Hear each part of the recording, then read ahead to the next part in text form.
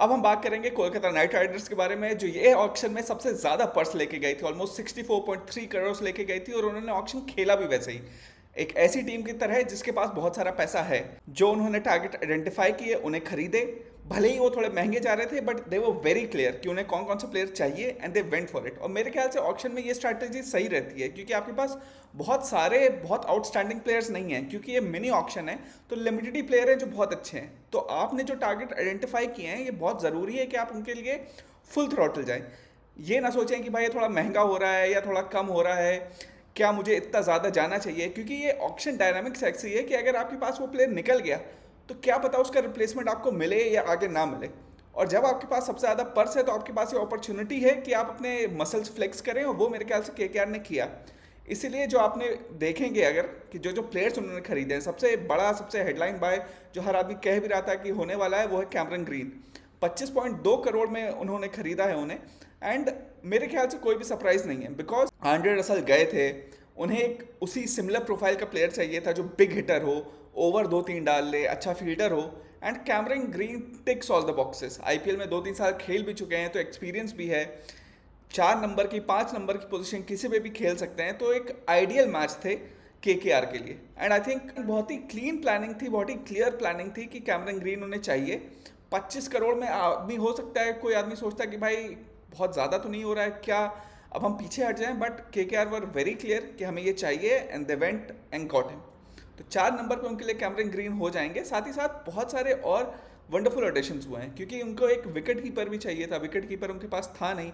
रहमानुल्लाह गुरबाज को उन्हें जाने दिया था, क्विंटन डिकॉक उनके लिए अच्छा खेले नहीं थे, तो इसलिए उन्होंने इस बार न्यूजीलैंड के प्लेयर्स पे दाव खेला। और ये मैंने आईपीएल ऑक्शन में काफ़ी बार देखा है कि भाई आपका सपोर्ट स्टाफ जहाँ का होता है, फॉर एग्जाम्पल मान लीजिए रिकी पॉन्टिंग है, तो वो ऑस्ट्रेलियन प्लेयर्स लाएंगे, टॉम मूडी हैं तो वो ऑस्ट्रेलियन प्लेयर्स लाएंगे, इनकी में टिम साउदी बैठे थे, तो ये न्यूजीलैंड के प्लेयर सजेस्ट किए होंगे। टिम सैफर्ड मेरे ख्याल से परहैप्स लोग कहेंगे फिनालन को स्टार्ट करना चाहिए, लेकिन बीबीएल में जितना मैं टिम सैफर्ड को देख रहा हूँ, पावर स्ट्राइकर ज़्यादा हैं टिम सैफर्ड, तो हो सकता है कि स्टार्ट उनके साथ हो।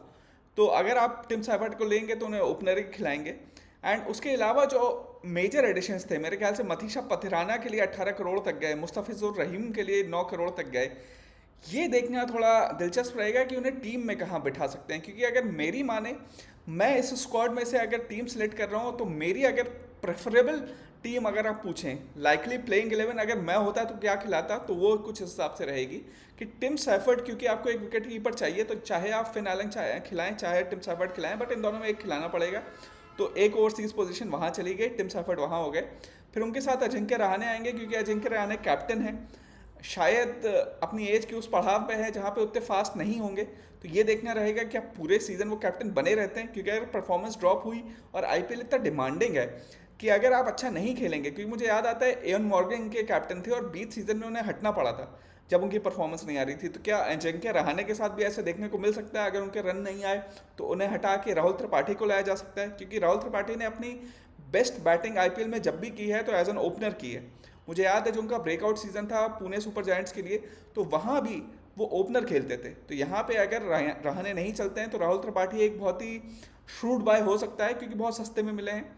फिर अंकुरिश रघुवंशी 3 नंबर पे पिछली बार हमने देखा कि काफ़ी प्रॉमिस शो किया है, बट अब आप केकेआर के परमानेंट नंबर 3 हैं, तो सिर्फ प्रॉमिस नहीं होना चाहिए, अब आपकी डिलीवरी भी होनी चाहिए। तो अंकुरिश रघुवंशी पे ये जिम्मेदारी होगी कि ये सीजन वो he takes on the responsibility, he takes on the mantle of being the number 3 of a celebrated franchise, of a famous franchise, जिसकी शर्ट थोड़ी भारी हो सकती है किसी नॉर्मल प्लेयर के लिए, क्योंकि प्रेशर ज़्यादा होता है। तो देखना होगा अंकुरिश रघुवंशी इस पर कैसे खरे उतरते हैं। 4 नंबर पे होंगे कैमरन ग्रीन। मेरे ख्याल से अगर आप कैमरन ग्रीन को इतने महंगा लिया है, तो आप चाहते हैं कि वो थोड़ा high up the order batting करें। तो ओनली रीज़न इज़ कि आप उनका फुल पोटेंशियल यूज़ करना चाहते हैं, आप नहीं चाहते कि वो 7 या 6 नंबर पे आएँ जब ज़्यादा ओवर बचे नहीं हैं। तो फिर मेरे ख्याल से आप कैमरन ग्रीन का फुल यूज़ कर नहीं रहे हैं। कैमरन ग्रीन आंड्रे रसल जैसे एकदम भी नहीं कह सकते, क्योंकि उन्हें 2-3 बॉलें चाहिए सेट होने के लिए। आंड्रे रसल की तरह वो पहली बॉल से मार भी नहीं सकते हैं। तो कैमरन ग्रीन के लिए 4 नंबर परफेक्ट है। 5 नंबर पे मेरे हिसाब से रॉबमन पावल आने ही चाहिए, क्योंकि अगर आप रॉबमन पावल को नहीं लेते हैं, आप सोचते हैं कि कोई ओवरसीज फास्ट बॉलर खिला लें, तो फिर आपके पास बैटिंग में ऐसा कौन सा ऑप्शन है जो यहाँ पे आके आपकी टीम को और स्ट्रांग बना सकता है। दिक्कत ये हो रही है। इसलिए मुझे लगता है कि अगर 5 नंबर पे रॉबमन पाल लेते हैं, तो आपकी बैटिंग बहुत स्ट्रांग होती है और बैटिंग में डेप्थ बहुत आती है। साथ ही साथ कैमरन ग्रीन और रोहमन पावर मिल के कम से कम 5 से 6 ओवर आपके निकाल सकते हैं। तो ज़रूरी नहीं है कि आपको एक स्पेशलिस्ट बॉलर चाहिए ही हो। लोग हो सकता है बोलें कि शायद रोहमन पावर की जगह नहीं बनती है, लेकिन मैं होता the clean 6 hitter that he is. Cameron Green अभी भी केकेआर में नए आए हैं, तो पता नहीं कितनी जल्दी एडजस्ट कर पाएंगे। तो वो सब देखते हुए out back on Rovman Powell at number 5।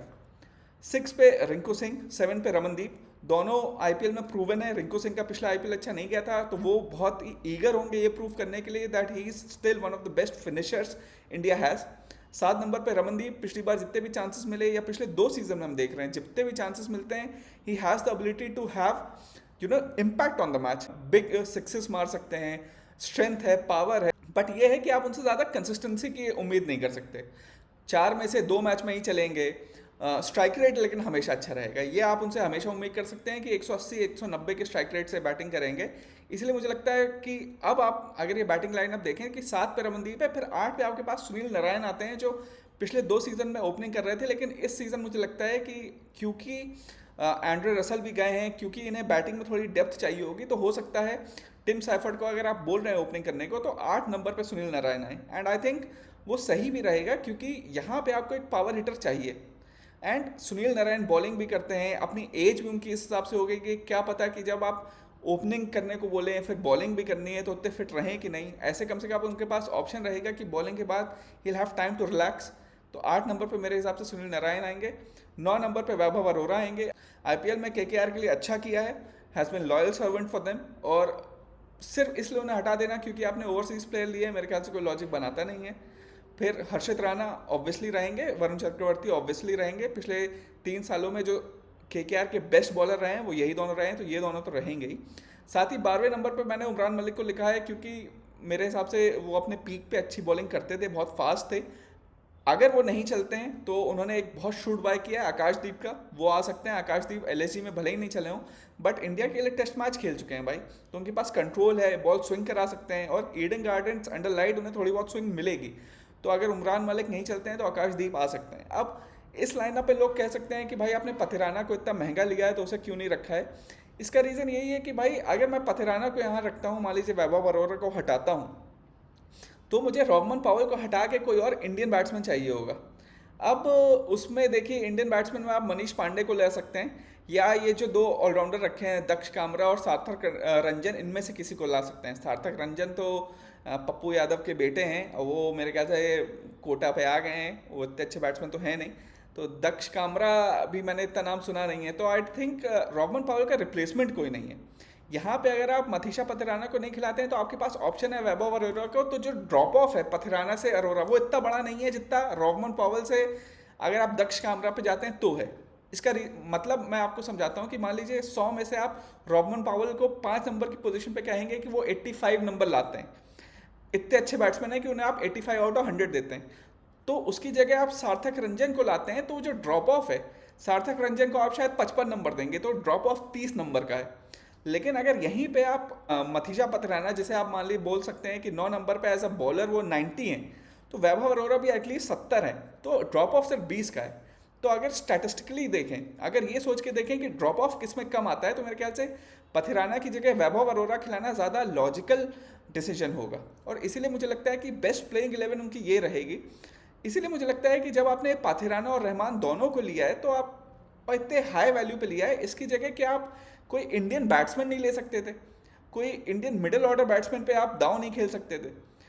और क्योंकि आपके पास मेरे ख्याल से सरफराज को जिस हिसाब से निगलेक्ट किया गया है इस ऑक्शन में, सरफराज को चांस मिलना चाहिए था। सीएसके ने सिर्फ 75 लाख में ले लिया। मेरे ख्याल से कोलकाता के पास चांस था कि उन पे एक दाव खेलते तो यहाँ 5 नंबर पे सरफराज आ सकते थे, फिर आपके पास चांस होता कि 9 नंबर पे आप वैभव अरोड़ा को हटा के पथिराना को खिला सकते थे। इसलिए मुझे लगता है यहाँ पे मिडिल ऑर्डर को प्लान करने में थोड़ी गलती हो गई है। इसलिए ये स्क्वाड में प्लेयर्स अगर आप देखें तो पथिराना, मुस्तफिजुर रहीम, सुनील नारायण, रचिन रविंद्रा, ये सब दिखेंगे आपको। पावर दिखेगी, हर बेसिस कवर्ड दिखेगा, लेकिन प्लेइंग 11 में सब फिट कैसे करेंगे ये देखना बहुत दिलचस्प रहेगा। इसीलिए मुझे लगता है कि शायद जब आप आईपीएल में देखें, भले ही लोग कहते हैं कि they are one of the favourites, इतने पैसे लेके गए थे तो फिर से अभी पिछले साल वो आईपीएल जीते भी हैं, बट इस साल मुझे लगता है कि इस season they are at best of 5th और 6th बेस्ट साइड। और अगर प्लेऑफ में आ जाते हैं तो it will be a great achievement. Overall मैं इनके स्क्वाड को दूंगा 7/10। मेरे ख्याल से स्क्वाड अच्छा है, लेकिन प्लेइंग 11 में अगर आप देखें तो आप अपने जो मेन हथियार है उन्हें लाते हैं तो आपको कुछ ना कुछ कॉम्प्रोमाइज़ करना पड़ेगा। इसलिए मेरे ख्याल से स्क्वाड लॉप साइडेड काफ़ी लग रहा है। इस हिसाब से नहीं लग रहा है कि प्लेइंग 11 को बहुत स्ट्रॉन्ग कर रहा है। इसलिए मुझे लगता है कि मैं इसे 7/10 दूंगा। मेरी प्रडिक्शंस रहेगी कि मेरे ख्याल से ये 5th या 6th रहेंगे, प्लेऑफ में नहीं आ पाएंगे। आप लोग भी बताइए, आप लोग क्या लगता है कि KKR कहाँ फिनिश करेगी? And do you think they can win this IPL? And please do like, comment and subscribe. Thank you.